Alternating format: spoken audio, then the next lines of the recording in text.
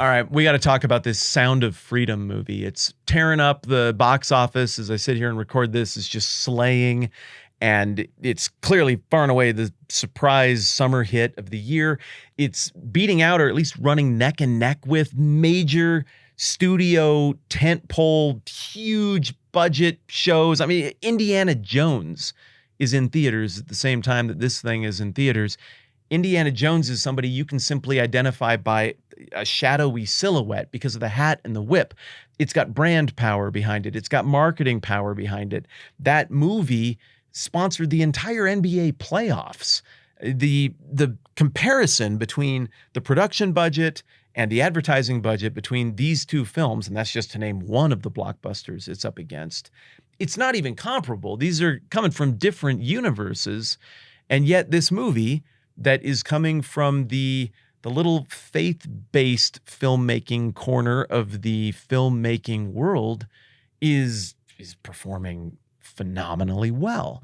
Well, I'm sure there's a bajillion videos on YouTube that do reviews of Sound of Freedom.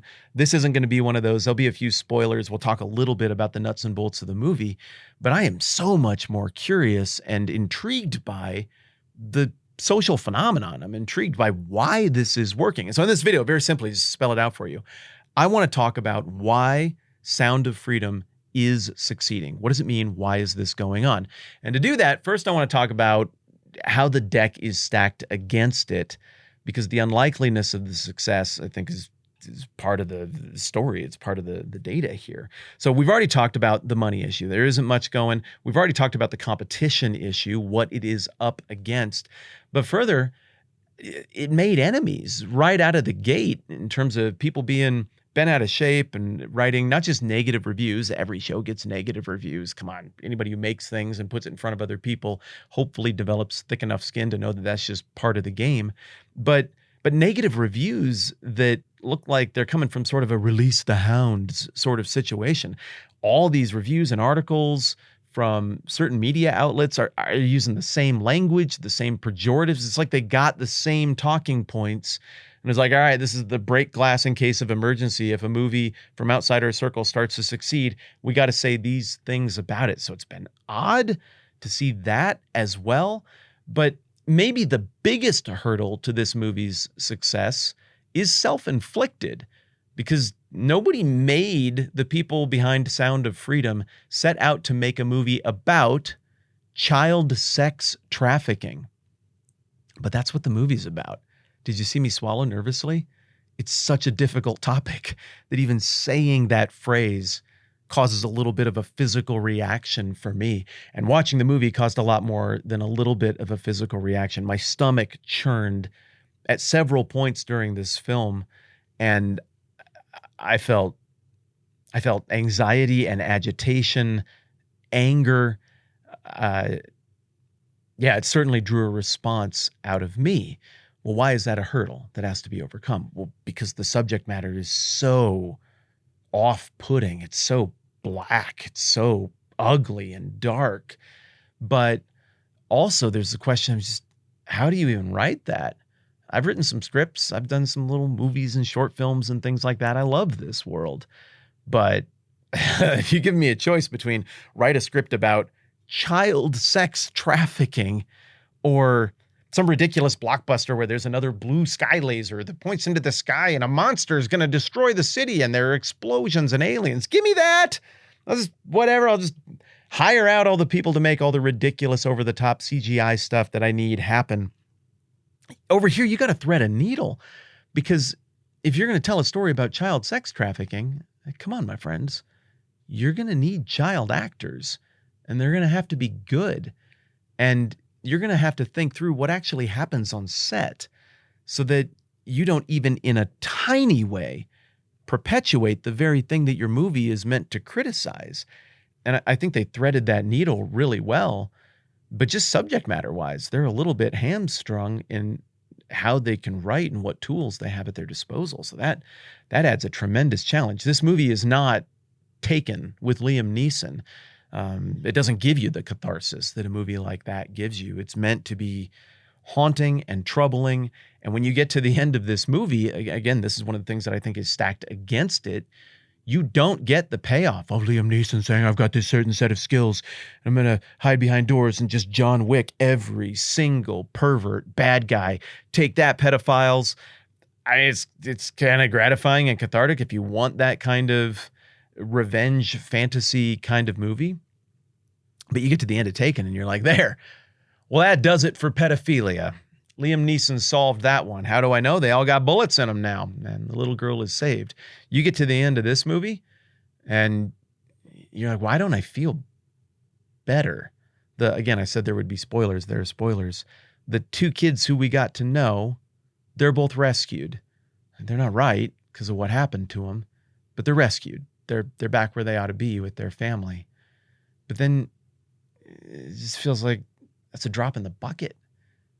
I mean, there's a statistic at the end of this movie, and if it's to be believed, it's stunning. There's more slavery, more people in slavery right now on planet Earth than at any other time ever. I guess some of that's just a function of population growth, but still, just as a sheer gross, a sheer volumetric number. What? So you don't get any time to high five and feel better at the end of this thing. And I don't think that's good for them because there isn't that dopamine rush, that great feeling of, I watched the movie and by doing so, I was a part of the solution and the bad guys got it. You don't get that payoff. So there is so much stuff here that sets this movie up to fail. And yet, as I've said for like the 10th time now, it is wildly succeeding, wildly exceeding all of those expectations. So, okay, let's talk about why it's succeeding. One, the movie is competent. It's not great, but it's competent. It's more than good enough to watch and appreciate. Look, I know some of you don't want this movie to get criticized in any way. Apologies. I'm just trying to be honest. My opinion could be wrong. Everybody involved in that movie is more talented than me. I'm armchair quarterbacking. Please forgive me for this. But I've seen movies that handle the plot structure, in my opinion, better. We sort of a false summit at the end of Act 2. I guess for you it'd be a false summit end of Act 2. And then we go into like a whole Heart of Darkness invasion sequence for Chapter 3. It feels like you get almost 3 different movies, sort of a Bourne Identity, very stressful, no whimsy, Ocean's 11 kind of Sting sort of thing. The movie is a little bit disjointed in terms of how it unfolds. Maybe that's because it's just based on a true story, and that's how the true story was. And you don't get any break tonally from violin music and Jim Caviezel delivering very good, very sincere performances with glassy eyes. But when the whole movie is 12 out of 10 emotional impact, eventually it just has a diminishing return. It wears you down a little bit. But it's good enough. It's competent. It gets you where it needs to go. What is not good enough, but is instead, I think, exceptional, are the performances. The dialogue is really very solid, but Jim Caviezel, that dude can act. I really like him. I was first introduced to him when I was a young man, when he was in The Count of Monte Cristo. And I remember feeling like, man, this movie worked because of how he played off of Guy Pearce and was it Richard Harris? Who was the guy in the cell? I think it was. He interacted with really good actors very well, but he exudes empathy and sincerity in a performance. And I believe him in everything he's been in. Passion of the Christ. I believe him in that movie. And I think he means the stuff he does. He was Luke in Paul, Apostle of Christ. I thought he was excellent in that as well. Jim Caviezel does a wonderful job in this show, and really, frankly, so does everybody else. So the performances and the sincerity of it in a movie where they just have to be good, I think is a big reason that this is paid off. You feel genuine connection with the situation through the lenses of the people who are acting it. Technically, it looks good. It's shot well. There's some location stuff, or at least the impression of location stuff. It looks like they go to Cartagena. Looks like maybe it's just establishing shots, but it looks like you're actually there. And that subconsciously tells the part of your brain that knows when a movie is good or when they're trying that, oh, they're trying. They went and took some risks here in terms of production. I like that.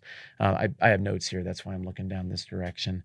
Cool. I think another huge reason that Sound of Freedom is succeeding is because there's a hero, and the hero has problems internal to himself, and he has to overcome those problems, and he has to sacrifice to go and do something that is great, to take a great risk, to try to defeat a great evil or right a great wrong. And look, every culture ever for all of time has been drawn to that story. It's the story that draws out of us what we imagine or wish or would like to believe, that if push came to shove, maybe if we lived in more dangerous times, we could be that. We would be that. We can take those grand stories and lay it over the top of our own situations and draw courage and inspiration from people who overcome some of their own problems, to overcome problems external to themselves. It just works and it resonates. And for the last 15 years, we're going through some weird, very intentional, well-funded attempt to rewire the human yearning for story into something else, something where generally the story is that the hero doesn't have a ton of problems other than they just don't believe in themselves enough, and that they have been oppressed by people who are mean to them, and they need to go out and overcome those people who were mean to them. That's an interesting story once or twice. It's not the bread and butter of human storytelling, though. And look, every single movie that has wildly succeeded in the last 2, 3, 4, 5 years, think about it. They all have heroes who function with that classic hero motif. Flawed person overcomes own problems to overcome external problems. Guardians of the Galaxy is a trilogy. It's dominated. Why? It tells a hero's story in that way. Top Gun Maverick tells a hero's story in that way. I guess I've already alluded to it several times, but I think another reason that it's succeeding is the lack of aggressive proselytizing for fashionable ideologies. Again, it's proving to be the kiss of death for even very well-funded projects right now. And I do think eventually people will figure out that there might be conversations that we want to have about this political idea or that political idea, but it doesn't play well in story form and as a tack for advancing given passions or ideologies. It's not proving to be very effective. People want a great story, and they want a great story that stirs something in them about heroism. We're seeing it again and again. And so the absence of that stuff, I think, is part of the reason that Song of Freedom succeeds. And I would go a step further and say another reason that I think it succeeds is the absence of really thick inside baseball in language that really you only hear in one type of Christian circles. When I go and watch a Christian movie, so often I can tell, oh my goodness, this whole scene is here because the super rich donor who owns this Christian company or that Christian company, they're like, I'll fund your movie, but I heard a guy say this at a Christian conference once, and it's really stuck with me, and I want you to have the hero say it in the movie. I don't care how clunky it is. I don't care if it takes everybody out of the movie. I want the thing in the movie, and then I'll pay for it. And then it's terrible, and it does ruin the movie, and it doesn't work. Well, that's not here either.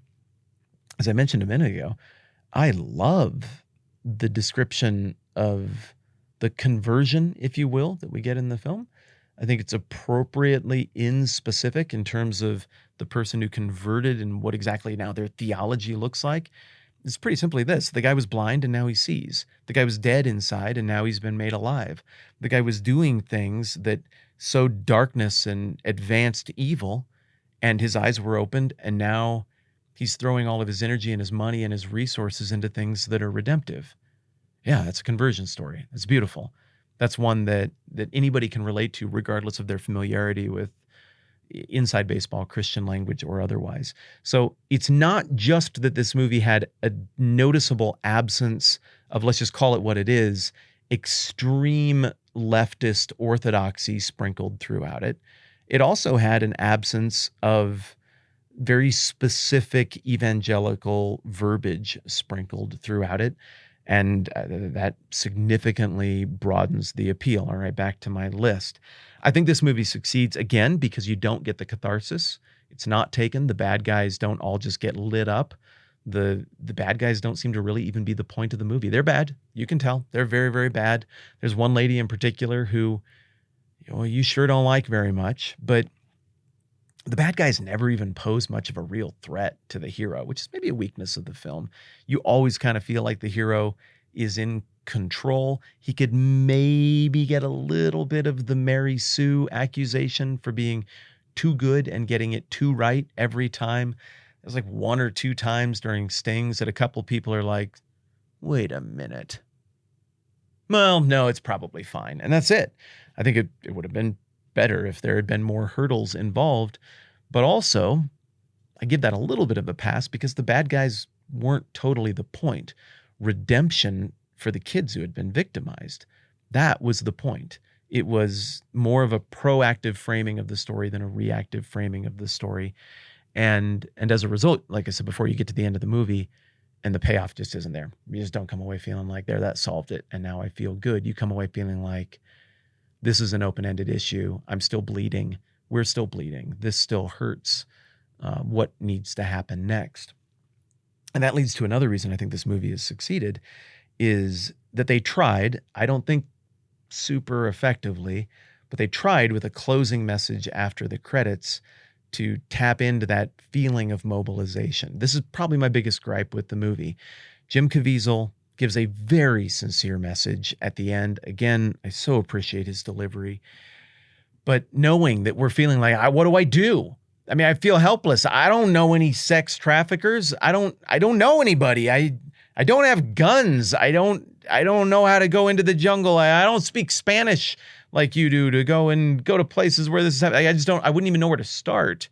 What would have been great is if in that closing message, there'd been something like, hey, that's all right. It's overwhelming. Here are organizations who do know where to start. And this is what they've done in the past. And if you contribute to what they're doing, it's going to help. Or if you go learn about what they do, it's going to help. Here are ways you can educate yourselves on others on stuff like this. Instead of doing that, it was a bummer for me, but instead they were like, the solution, the next step that you can take is get more people to see this movie. Yeah, I guess that would be helpful. I think it would have been cool to include something right there at the end that said, here are some resources to figure out what you can do and where you might fit in solving this thing. That said, this is a video where we're talking about why it succeeded, and that little message tagged onto the end to say, here's something you can do, get other people to see this movie, certainly has been an effective technique. And I don't think it's going to be the kind of technique that you can just repeat again and again and again. I think that might be a one-off kind of thing. I guess we'll see how it plays out. I think another reason that this show succeeded, though, is because of our cultural moment. Look, we all heard about the Jeffrey Epstein thing. We all heard about how he committed suicide while he was in jail.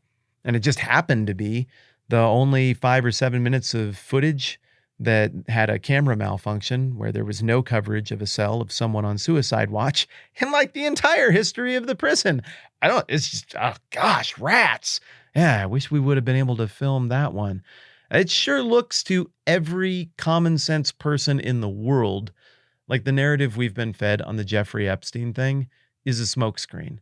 They convicted his lady, Ghislaine Maxwell, of child sex trafficking, like 50 counts, but haven't even brought charges against anyone she sold these kids to.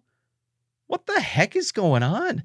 They had a secret pedophile island, but you see the manifests that I haven't heard refuted. Maybe some of them have been refuted. Do you see the manifest of the people who've been on flights with Jeffrey Epstein to that island? It's a lot of people you like and who have influence in your life. It's a lot of people you don't like, who you think of as being from whatever your respective other's side is. But they're all very rich, very powerful people who shape the world. And something really screwed up is going down there. This is not wild, far-fetched Alex Jones conspiracy theory kind of stuff. This is something we know that concretely is going on, and our justice system has punished, again, like one lady for the whole thing, but no customers. We don't feel good about that. I don't think you feel good about that. We feel like something is way off among the people who are powerful in our world and among at least a segment of elites and decision makers in our world. And this movie does not put a thumb in their eye. This movie does not put a thumb in the eye of the left, like, aha, we're going to stick it to you people. And no, I think this movie is trying to build allies. I don't think it's trying to pick fights with one political side or the other. I think it's meant to be very intentionally unifying. It's meant to say, even if we can't agree on lots of things, and clearly we can't agree on lots of things right now, we can agree that slavery and rape is bad, right? We're definitely against that. So there is no accusation or thumb in the eye to say, like, this is a you people problem or a you people problem. But come on, we all read the news. We all know that it would seem that there is some kind of problem historically that very powerful people have with how they do things involving sex and sexuality and abuses in that regard. Power, extreme power, seems to unlock something really ugly in the human soul. Certainly not all the time, but far too often. And we caught a little glimpse of it. It accidentally bubbled to the surface with the Epstein thing that I don't think is going away. And now this movie comes out. It doesn't really reference Epstein or any of that stuff, but there is an island, and there's an island where a very specific fake resort is being built to entrap predators. And that has echoes. So why do I think this movie is succeeding? Because we all feel like we're being smokescreened and like something really bad is going on and like very powerful people are involved in this kind of practice, and like they use their power and influence to mask that so that they can't be touched or prosecuted. And when that kind of sense of injustice boils up across the political spectrum in a people, it doesn't take much to kind of light that spark and for people to say, yes, that's what I'm talking about, right? I have heard that this kind of stuff is going on and I feel powerless to do anything about it. And it feels like my government isn't doing enough about it. And surely some people are. I mean, the main character of this movie, at least for the first half of the movie, is operating on behalf of the government. And so I think there is a cultural moment here that is tapping into something that a lot of people feel is really screwed up and really wrong and that we really want to get right. I think the other thing that it taps into is anybody who's a parent is going to watch this movie and, wow, are you going to hurt? You're just going to feel things because there's a love that is awakened within you when you have a kid that I think for most people, if you're anything like me, you didn't know existed. You didn't know you had a capacity for that beforehand. But when my little girl came into the world and I helped deliver her, we did a home birth because I guess we're those kind of people. It was unreal. Like she came out and it's like, you need to be wrapped up. You got to be cold. And do we keep this goop on here? Like, what do we do? Like, I didn't know anything. I'd read some books and stuff, but I didn't know anything. And now I've got her, and our midwife is taking care of my wife, and I'm just instantly a different human being. I just don't even know what to do with this. And so this is the stupidest thing ever. But the way that she awakened this love in me that I didn't know I could ever feel was, it occurred to me, I just got to show her stuff. Okay, well, this is a bed. This is where you were born. This is your mom. You've known her from inside now. That's her. Isn't she beautiful? And look over here. This is a mirror. That's you. Look at you. That's you. I showed her for the first time. And look, I get it. I know little tiny babies, they can't see everything yet. And they're obviously a little disoriented from being born, but I will never be the same because of what happened with her and my second daughter and my son. I mean, you can't put that back in the bottle. And I felt a lot of those emotions, a lot of that just instant fatherly compassion for my kids. It's not hard for me to muster that for somebody else's kid. It's not hard for me to be empathetic about that. And look, budget or no, perfect writing or no, It took me to a lot of those fatherly places. I think the same thing probably happened for a lot of other members of the audience, and I think that partially explains the success. There's something very genuine about the emotions that you feel coming out of this show. I do not think this show succeeded because it's a faith-based film. It just isn't that enough to explain its success. I don't think it obviously didn't succeed because of money. I don't think it succeeded because it's just the best movie or the perfect movie. It's a good movie. It's a perfectly serviceable movie in terms of technical aspects, writing and pacing and all of that. It's fine. It's good. I don't think this movie succeeded because it sticks it to the libs or roasts the left or anything like that. And I don't think this movie succeeded because it's just salacious and tapped into really dark things and just, oh, wow, it's just so shocking, but I can't look away. It isn't that either. I mean, for the subject matter, it's very tasteful. No, I think there's something really interesting in this cultural moment. Not that this movie is making happen, but that this movie is tapping into and revealing. I don't think right now is the same as 3 years ago, is the same as 5 years ago. And I don't know where things go next, but I feel the winds of change, the breeze of change blowing a little bit. And wherever that goes, and who can say, I can say for sure that I'm grateful for this movie, the role it played, the places that it took me. And it has set me on a path of feeling like I just need to think more about what I can do. This is a massive evil that I'm told is happening in my own community, in my own state, in my own country. There's got to be something. There's got to be some role that I can play. And so I'm grateful for the fire that this has lit under me. And I think it was an effective show. And I think it's really interesting to sit with you in a very long conversation. Golly, thank you for your patience and think through why this little surprising cultural blip, this little phenomenon has occurred. So thank you for going to all of the places that we just went together. Thank you for your grace with me, because I know that probably none of you see completely eye to eye with me on every single thing about politics or theology or whatever. And yet you keep showing up to hang out with me and extending me the grace of not needing to be identical people with identical minds and identical convictions in order to trust each other and talk together and treat each other as people of goodwill. So I really do appreciate you. And I want to reiterate that every time we talk. All right. If you haven't seen it, maybe go check it out. If you have, I cannot wait to hear your thoughts down below.